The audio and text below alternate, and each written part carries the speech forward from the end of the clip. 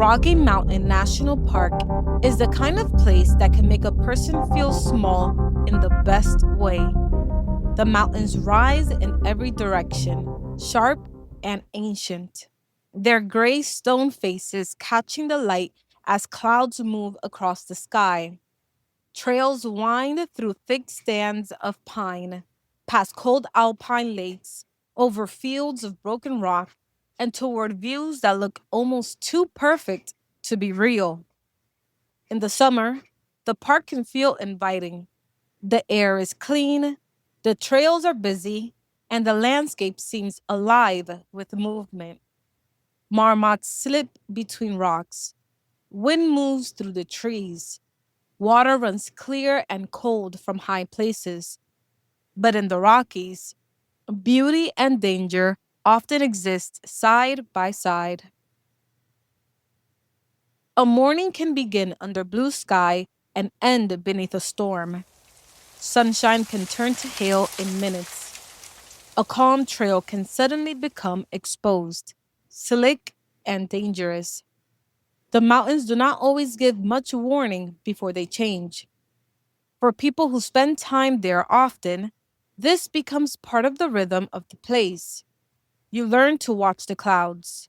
You learn to listen for thunder. You learn that afternoon storms are common, especially in the summer.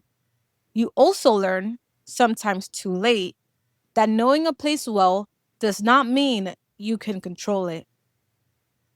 Minko Nikolov, Rocky Mountain National Park was more than a scenic destination. It was a place he loved. After moving to Colorado, he became drawn to the mountains, the trails, and especially the climbing. He spent weekends hiking and bouldering, exploring the granite formations and high country terrain that make the park so popular with climbers. He was not someone wandering into the wilderness with no idea what he was doing. He knew the area. He knew the weather patterns. He knew that storms could roll in quickly. But experience can sometimes create its own kind of comfort. When a person has been through changing mountain weather before, it can start to feel familiar. On a Saturday in August 2019, Minko planned a hike into the park to scout out boulders near Lower Chaos Canyon. For climbers, places like this are full of possibilities. A pile of stone is not just a pile of stone, it is a puzzle.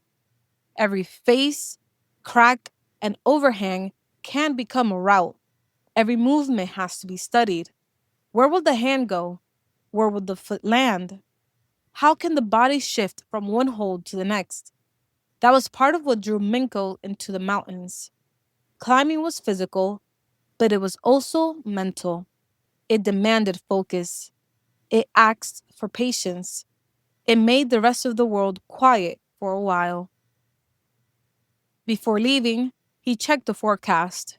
It showed only a small chance of rain. Not nothing, but not enough to cancel the plan. He packed the things a prepared hiker would bring: water, food, extra clothing, a rain shelf, a headlamp. These were not careless choices. They were the ordinary decisions of someone who expected a normal day in the mountains, maybe with a little weather, but nothing unmanageable. By the time he arrived at the parking lot around early afternoon, the sky was already less friendly. Dark clouds had gathered. Rain and hail struck the hood of his car. For a while, Minko waited. In Colorado, summer storms often pass quickly. They can come in loud and dramatic, then break apart as if nothing happened. After about 15 minutes, the sky began to brighten. The worst of it seemed to be moving on. So Minko grabbed his pack and started up the trail. At first, the decision may have felt reasonable. The clouds had opened some, patches of blue sky were visible. The trail was familiar enough. He was heading toward a place he wanted to see, and he still had time. But the Rockies have a way of making people negotiate with themselves. A little farther, a little longer. The weather might hold. The destination is close. I can turn around if it gets worse. As he hiked, the landscape rose around him. The trail toward Lake Hayaya and the surrounding area is not just a walk through the woods. It climbs into a world of stone, water, and high mountain air. Trees crowd parts of the trail, but openings appear where the view widens and the surrounding peaks come into sight. The higher a person goes, the more exposed the land can feel. The forest thins in places. The sky feels closer. The weather feels larger. About halfway along the trail, Minko encountered two climbing rangers. They spoke briefly, and the rangers warned him that another storm cell was showing on radar. It was expected within about an hour. That warning mattered. In the mountains, radar and local knowledge can be the difference between an ordinary hike and a dangerous one. But Minko was still below tree line, and his destination was not far. He knew storms came and went. He knew people often waited them out below trees or near large boulders. He continued. That is one of the unsettling parts of survival stories. The decisions rarely look foolish in the moment. They often look ordinary. They are made by people who are thinking, adjusting, and trying to judge the situation as best they can. Minko did not set out to ignore danger. He was reading the weather based on his experience. He was weighing distance, timing, and conditions. But the wilderness does not care whether a choice seems reasonable. It only responds with what comes next. When he reached the Lake Hayaya area, the view opened up. The trees gave way enough for him to see the mountains and the clouds building toward the west. At that point, the warning from the rangers became more real. The storm was not just a possibility on radar anymore. It was visible. The sky was changing. The front was coming in. Minko also had plans later that day. He needed to get back and prepare for a weekend trip connected to his mother's birthday. He did not want to be late. The combination of worsening weather and needing to return home helped him make the safer decision. He turned around. That choice likely saved his life. If he had continued upward, if he had moved into more exposed terrain, if he had been farther from help, the outcome could have been very different. But even the right decision does not always remove the danger fast enough. Sometimes turning back only means you are heading in the right direction when the storm catches you. Minko began descending. About 10 minutes later, drizzle started to fall. It was not yet the full violence of the storm, but it was enough for him to stop and reach for his rain jacket. That moment was simple. He was on the trail, the rain had started, he needed his shell. It was a normal hiking action, the kind people do without thinking too much about it. Then, everything disappeared. Minko's memory went blank. When he came back to consciousness, he was on the ground. Rain fell around him. Blood was coming from his face. His body was in pain so intense it was difficult to understand. At first, he did not know what had happened. His mind searched for an explanation. He thought maybe he had been shot. It was the only thing that seemed to make sense. Why else would he be lying there, unable to move, hurt so badly in the middle of the trail? Pain can disorient a person. So can trauma. In those first moments, the brain tries to build a story from whatever pieces it has. Minko knew he was injured. He knew something terrible had happened, but he did not yet know that he had been struck by lightning. The pain came in waves. It was not the kind of pain that stays in one place. It was burning, overwhelming, and almost unreal. He thought his leg might be gone. He thought his arm might be broken or shot. His muscles felt locked. Moving was nearly impossible. Even the smallest stretch of skin brought more pain. Then he saw that his leg was still there. It was intact, but it was steaming. There was the smell of burned flesh. Lightning is one of nature's most sudden forces. It does not behave like a threat you can outrun or fight off. It arrives in an instant. A person can see a storm, hear thunder, and understand the danger, but the actual strike is faster than fear. In Minko's case, the lightning had struck the aluminum frame of his backpack. From there, it entered his body near his left shoulder and exited through his left big toe. It missed his heart by only inches. The current burned the path through him and left severe injuries behind. Two hikers nearby saw what had happened or came upon him immediately after. They called out to him and told him not to move. They told him he had been struck by lightning. That was when the pieces began to come together. For Minko, the realization was strangely calm. He had not been shot. He had been hit by something even more random and powerful. Lightning had found him on a mountain trail. He understood that he might die there. He also began to understand the severity of his injuries. He could not move. He was burned. Blood was coming from his face.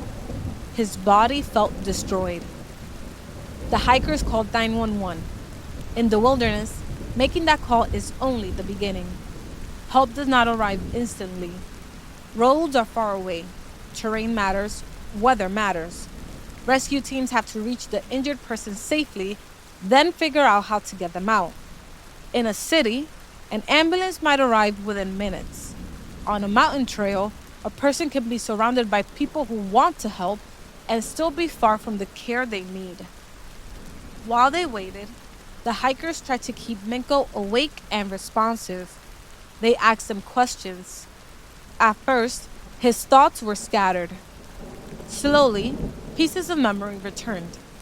His name, the time of year, what he had been doing that morning, the climb, the trail, the decision to turn around, the rain jacket, then nothing.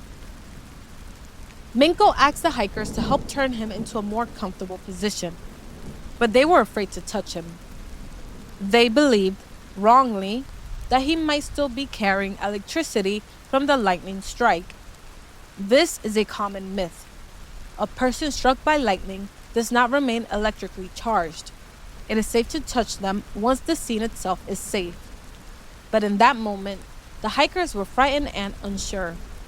They had found a severely injured man whose body had been hit by lightning. Their fear was understandable, even though it left Minko feeling helpless. He begged for help, but they hesitated. He was trapped in his own body, conscious enough to feel everything, but too injured to change his position. The pain was so extreme that he began to think help might not arrive in time. He thought about his family. He thought about his mother and how close it was to her birthday. The idea that she might learn of his death so near that day brought a quiet sadness. But he also felt a surprising calm. He wanted to live, but part of him accepted that he might not. That kind of calm appears in many survival stories. It is not the same as giving up. It is the mind narrowing itself to what can be handled. Panic takes energy. Terror can make pain worse. Sometimes, when there is nothing left to do but endure, the body and mind shift into a strange stillness. Minko was not okay. He was not safe, but he was alive. Minutes stretched on. The storm, the trail, the trees, and the mountains became the setting for a wait that must have felt endless. He was badly burned. His face was injured. His eardrum was damaged. His jaw had cracked when his head struck the ground. The lightning had burned a large part of his body. Every minute mattered. After about 45 minutes, the first ranger arrived. Then the two climbing rangers he had spoken to earlier also reached him. The story had come full circle in a terrible way. Earlier, they had warned him about the weather. Now, they were part of the rescue effort trying to save his life. The Rangers quickly understood how serious the situation was. Minko could see it on their faces. Rescuers are trained to stay focused, but injured people often read the truth in small details: the way someone looks at a wound, the shift in their voice, the urgency in their movement. Minko knew he was in bad shape, but the arrival of trained help changed something. He began to believe he would at least get off the mountain. The Rangers asked basic questions: name, age, date of birth. These questions are not just paperwork, they help rescuers assess mental status. They show whether the injured person is alert, oriented, and able to respond. For Minko, answering them may have given him something to hold on to. He was still himself. He still had a name. He was still present. Then the rescue became physical. The Rangers had to handle him carefully. Burn injuries are fragile. Damaged tissue can be worsened by rough movement. They cut away his clothing and prepared him for evacuation. Every touch, every adjustment, every lift onto the stretcher came with pain, but it also brought him closer to survival. Because of the severity of his injuries and the mountain location, Minko was airlifted to emergency care. A helicopter rescue in the mountains is never simple. Weather, terrain, and timing all matter. But for someone with major burns and possible internal injuries, speed can be critical. The trail that had taken effort to hike now had to be escaped by air. When he reached the hospital, doctors began to understand the damage. The lightning had entered near his left shoulder, where it caused severe tissue destruction. Part of his deltoid muscle had been badly damaged. Doctors had to remove dead tissue. This was only the beginning. Minko would undergo multiple surgeries. He would spend weeks in the hospital. His survival on the trail was only the first chapter. Recovery would become its own wilderness. People often think of survival as the moment someone is found, rescued, or pulled from danger. But the body does not stop fighting once help arrives. For Minko, the days after the strike were filled with pain, medical procedures, and uncertainty. Burn injuries are not simple wounds. They affect skin, muscle, nerves, mobility, infection risk, and long term function. They require constant care. Healing can be slow and brutal. Surgery may remove what cannot be saved. Physical therapy asks the body to move when moving is the last thing it wants to do. Minko had survived something that kills many people. Lightning strikes are rare, but when they happen, the damage can be unpredictable. The current may pass over the skin, through the body, or both. It can stop the heart, damage the nervous system, rupture eardrums, cause burns, break bones through violent muscle contractions, and leave injuries that are not immediately visible. In Minko's case, the lightning missed his heart by inches. That tiny distance may have been the difference between life and death. There is something haunting about that. A person can make plans, pack carefully, watch the weather, turn around, and still have their life changed by a force that travels faster than thought. Minko's story is frightening because it does not begin with recklessness. It begins with a normal outdoor plan. It begins with someone experienced enough to love the mountains and prepared enough to bring the right gear. The danger came from the narrow space between judgment and timing. And yet, his story is also one of resilience. After 25 days in the hospital and multiple surgeries, Minko did not leave the mountains behind forever. He returned to climbing. That does not mean the experience was easy to move past. Returning after trauma is not the same as pretending it never happened. It means learning how to carry the memory without letting it end the life you are building. For a climber, the body is not just the body. It is the tool that reaches, balances, grips, pushes, and trusts. A lightning strike had attacked that body with unimaginable force. Recovery meant learning to trust it again. The mountains that nearly killed him were also the mountains he loved. That is one of the complicated truths of the outdoors. People return to places that have frightened them because those places also gave them something meaningful. The wilderness can be dangerous, but it can also make people feel alive.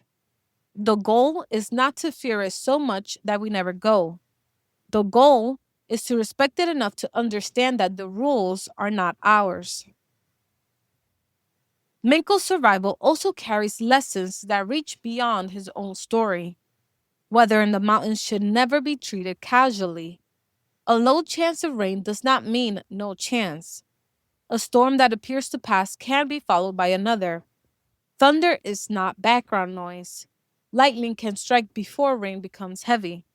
It can strike near tree line, on trails, and in places that do not feel fully exposed. Metal does not attract lightning in the simple way people often imagine, but metal can conduct electricity if lightning does strike. A backpack frame, trekking poles, climbing gear, and wet conditions can all become part of a dangerous situation. The safest response to thunder or lightning is to move quickly towards shelter, ideally a building or vehicle. If that is not possible, descending, avoiding exposed ridges, staying away from isolated tall trees, and spreading out if in a group can reduce risk. And if someone is stuck, they are safe to touch once the area is safe. They do not hold an electrical charge. Immediate help matters. Calling emergency services, checking breathing and pulse, treating life threatening injuries, and beginning CPR if needed can save a life. But beyond the practical lessons, Minko's story stays with people because of the image at its center. A man alone on a mountain trail doing something as ordinary as reaching for a rain jacket when the sky chose that exact second to unleash its power. There was no long warning at that moment, no dramatic buildup from his point of view. One second, he was standing on the trail in the rain. The next, he was gone from himself. When he returned, everything had changed. The trail was still there, the trees were still there, the mountains were still standing. But Minko was on the ground, burned, bleeding, and fighting to understand whether he would survive. The difference between life and death came down to several fragile things. He had turned around. Other hikers were close enough to find him. The call for help went through. Rangers reached him. A helicopter could evacuate him.